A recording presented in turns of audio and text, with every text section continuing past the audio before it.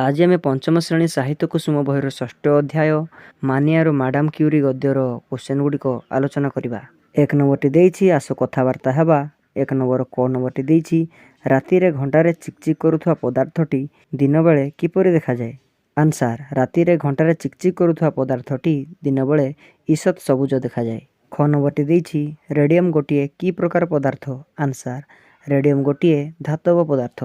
ग नंबरटी देइछि रेडियम आविष्कार पई मैडम क्यूरी केउ पुरस्कार पाइथिले। आंसर रेडियम उद्भावन पई मैडम क्यूरी नोबेल पुरस्कार पाइथिले। घ नंबरटी देइछि पाठ पढ़िया पई मानियांकर की असुविधा थिला। आंसर मानियांकर कॉलेज रे पाठ पढ़िया पई प्रबल इच्छा किंतु उच्च शिक्षा पई सेतेबेले पराधीन पोलैंड रे कोनोसी व्यवस्था नथिला। एही असुविधा को दूर करिया पई तांको फ्रांस रो पेरिस को जीवाकू आवश्यक थिला। अर्थाभाव और दारिद्र्य थिला तांकर अन्यतम असुविधा। तापरे नंबरटी देइछि कॉलेज रे पाठ पढ़िया पई मानिया किभली अर्थ जोगाड़ करथिले। आंसर कॉलेज रे पाठ पढ़िया पई मानिया ट्यूशन करी अर्थ जोगाड़ करथिले। तापरे 2 नंबरटी देइछि आसो चिंता करी उत्तर लिखिबा। 2 नंबर कटी देइछि मानिया किपरि पाठ पढ़ुथिले। आंसर मानिया खूब भल पाठ पढ़ुथिले। तांकर स्मरण शक्ति थिला असाधारण। से बही खंडिए पढ़िबा बेले सेथिरे एभली मजी जाउथिले जे तांको चारिपटे कौन घटुची से कथा से जानि पारु नथिले। तापरे ख नंबरटी देइछि भाई भौणी माने मानियांको सहित किपरि मजा करिथिले। आंसर मानियांकर अन्य 4 भौणी थिले। भाई भौणी माने मानियांको सहित मजा करिया पई दिने से पढ़ुथिबा बेले तांको मुंड उपरे घरर सबु चौकी आनी पहाड़ भली सजाई देले। सेथिप्रति मानियांकर नजर नथिला। अध घंटा परे बहीटी पढ़ी सारी से मुंड उठाइला बेलकू चौकी गुड़िक दुलदाल होई पड़ीगला। भाई भौणी माने समस्ते हसिले। तांको सहित मानिया मध्य हसिले।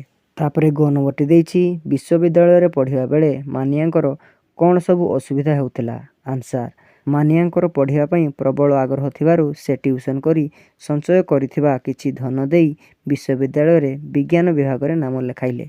तांको बापा चाकरीरू अवसर नेइथिबारु निज खर्चरू काटी मानियांकू किछि किछि टंका दियंती। तथापि मानियांकर असुविधा हेउथिला। रातिरे आलुओ जाळिबाकू पाखरे पैसा नथाए। भल पोशाक पत्र कि बही खाता नथाए। शीत वस्त्र नथाए। उपवास रहिबाकू पड़े। खंडे पाउरुटी और टिकिए लहुणी खाई से चलाई दियंती। रंधा खाद्य तांको भाग्य जुटे नाही। तापरे घ नंबरटी देइछि रेडियम को व्यक्तिगत संपत्ति न करी मैडम क्यूरी ताकू काहींकी जातीय उद्देश्य उत्सर्ग करदेले। आंसर रेडियम थिला मैडम क्यूरी और तांको स्वामींकर श्रेष्ठ उद्भावन। एथिपई तांकू शुभेच्छा अभिनंदन और नोबेल पुरस्कार मिलिथिला। समग्र मानव जातिर सेवारे एहार प्रयोग निमित्त क्यूरी एहाकू व्यक्तिगत संपत्ति न करी जातीय उद्देश्य उत्सर्ग करथिले। नंबरटी देइछि मानियांकर मृत्युर कारण कोन थिला। आंसर मानियांकर मृत्युर कारण थिला रेडियम। रेडियमर संस्पर्शरे बारंबार आसिबारु तार मारात्मक विष तांको देहरे चरी जाइथिला। तांको रक्त विषाक्त हो जाइथिला। से क्रमे असुस्थ और दुर्बल होई मृत्यु मुखरे पड़िले। तापरे 3 नंबरटी देइछि सरल भाषा रे बुझाई लेखिबा। क नंबरटी देइछि एही गौरवरे पितांकर हृदय फुली उठिला। प्रथमे आमे लेखिबा एही डड उठिला। उक्त गद्यांशटी साहित्य कुसुम पुस्तकर मानियार मैडम क्यूरी नामक विषयरू आनीत। एही प्रसंगरे लेखक शैलेन्द्र चंद्र पट्टनायक मानियांकर सफलतारे तांकर पितांकर हृदयर आवेग विषय वर्णना करिसंती। मानियांकर पाठपढ़ारे विशेष आकर्षण थिला। श्रेणी रे तांकर स्थान सबुबेले थिला प्रथम। शेष माध्यमिक परीक्षा सर्वाधिक नंबर रखी से स्वर्ण पदक लाभ कले। मानियांकर एही गौरवरे तांको पितांकर हृदय फुली उठिला। प्रसंगटी प्रशंसनीय। तापरे ख नंबरटी देइछि सते जेपरि उत्कट दारिद्र्य महाबल बाघ भली पंझा खोली शीत रूपरे तांकू माड़ी बसे। प्रथमे आमे लेखिबा सते डड बसे।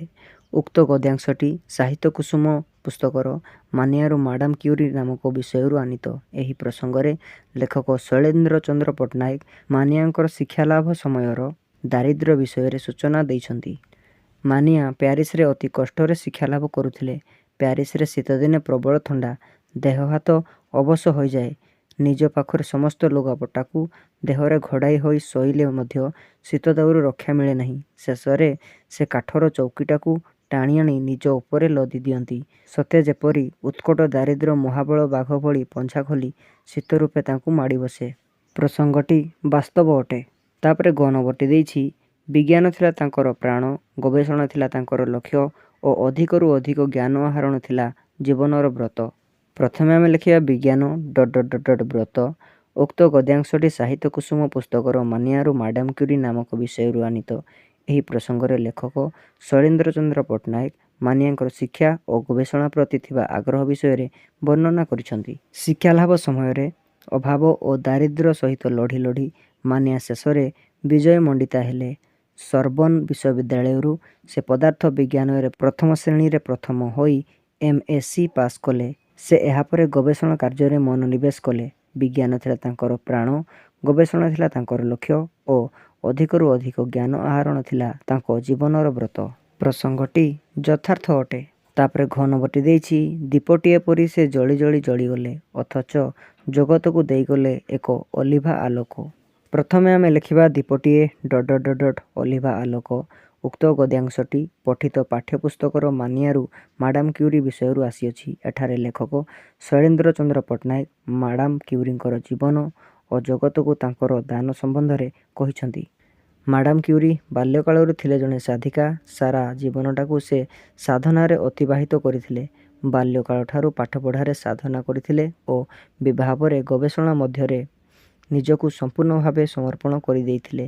ଗବେଷଣା ରାତିଦିନ ଚାଲିଲା। ତାଙ୍କର ପ୍ରାଣ ଥିଲା ବିଜ୍ଞାନ।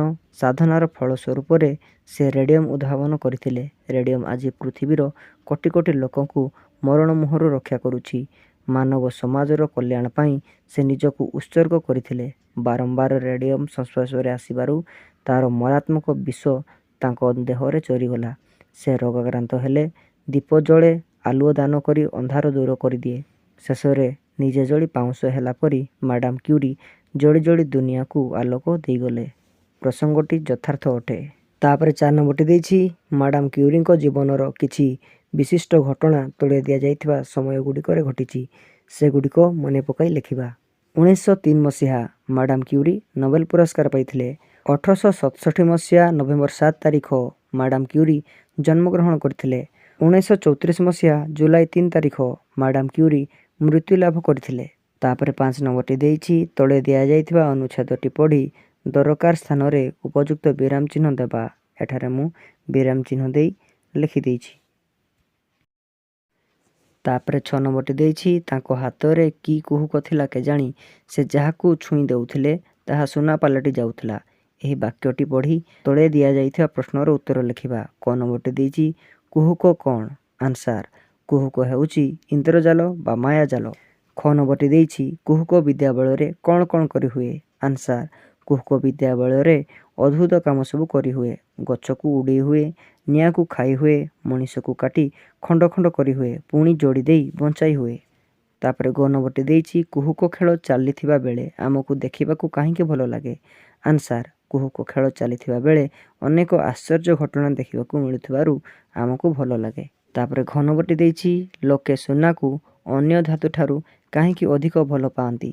ଆନ୍ସାର ସୁନା ଅନ୍ୟ ଧାତୁଠାରୁ ଅଧିକ ମୂଲ୍ୟବାନ, ଆକର୍ଷଣୀୟ ଓ ବ୍ୟବହାର ଯୋଗ୍ୟ ହୋଇଥିବାରୁ ଲୋକେ ଏହାକୁ ଅଧିକ ଭଲ ପାଆନ୍ତି। ତାପରେ ଉ ନମ୍ବରଟି ଦେଇଛି ସୁନା ପୁଅଟିଏ କହିଲେ କ'ଣ ବୁଝୁଛ? ଆନ୍ସାର ସୁନା ପୁଅଟିଏ କହିଲେ ଭଲ ପିଲା ତଥା ସ୍ନେହର ପୁଅ ବୋଲି ବୁଝିହୁଏ।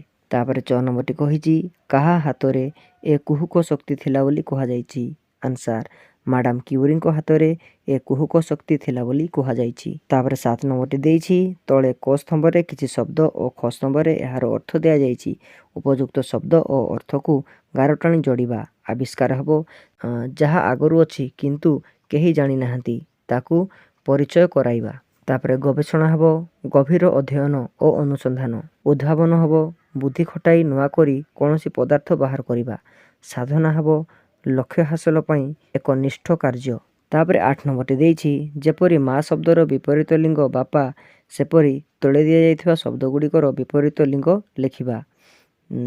ଶିକ୍ଷୟିତ୍ରୀ ହେବ ଶିକ୍ଷକ, ପାଠକ ହେବ ପାଠିକା, ସ୍ୱାମୀ ହେବ ସ୍ତ୍ରୀ, ଦୁଃଖିନୀ ହେବ ସୁଖିନୀ, ମହିଳା ହେବ ପୁରୁଷ। ତାପରେ 9 ନମ୍ବର କ ନମ୍ବରଟି ଦେଇଛି ବାମ ପାର୍ଶ୍ୱର ଉଦାହରଣକୁ ଦେଖି ଡାହାଣ ପାଖରେ ନୂଆ ଶବ୍ଦ ଲେଖିବା। ଯେପରି ମହିଆନରୁ ହୋଇଛି ମହିୟସୀ, ଗରିଆନରୁ ହେବ ଗରିୟସୀ, ମୂଲ୍ୟରୁ ହୋଇଛି ମୂଲ୍ୟବାନ, ଗୁଣରୁ ହେବ ଗୁଣବାନ, ପୀଡ଼ାରୁ ହୋଇଛି ପୀଡ଼ିତ, ନିନ୍ଦାରୁ ହେବ ନିନ୍ଦିତ, ସଞ୍ଚୟରୁ ହୋଇଛି ସଞ୍ଚିତ, କଥନରୁ ହେବ କଥିତ। ତାପରେ ଖ ନମ୍ବରଟି ଦେଇଛି ତଳେ ଦିଆଯାଇଥିବା ଶବ୍ଦ ପାଖରେ ବିପରୀତ ଅର୍ଥ ବୁଝାଉଥିବା ଶବ୍ଦ ବସାଇ ଯୁଗ୍ମ ଶବ୍ଦ ଗଢ଼ିବା। ଭଲ ଭଲ ମନ୍ଦ, ଦୁଃଖ ଦୁଃଖ ସୁଖ, ଦିଆ ଦିଆ ନିଆ, ଉଠା ଉଠା ପକା, ହାନି ହାନି ଲାଭ। ତାପରେ 10 ନମ୍ବରଟି ଦେଇଛି କେତେକ ଶବ୍ଦ ପୂର୍ବରୁ ଓ ବା ଅଣ ଯୋଗ କଲେ ସେହି ଶବ୍ଦର ବିପରୀତ ଅର୍ଥ ପ୍ରକାଶ ପାଏ। ସେପରି ତଳେ ଦିଆଯାଇଥିବା ପ୍ରତ୍ୟେକ ଶବ୍ଦ ଆଗରେ ଓ ବା ଅଣ ଯୋଗ କରି ବିପରୀତ ଅର୍ଥ ବୁଝାଉଥିବା ଶବ୍ଦ ଲେଖିବା।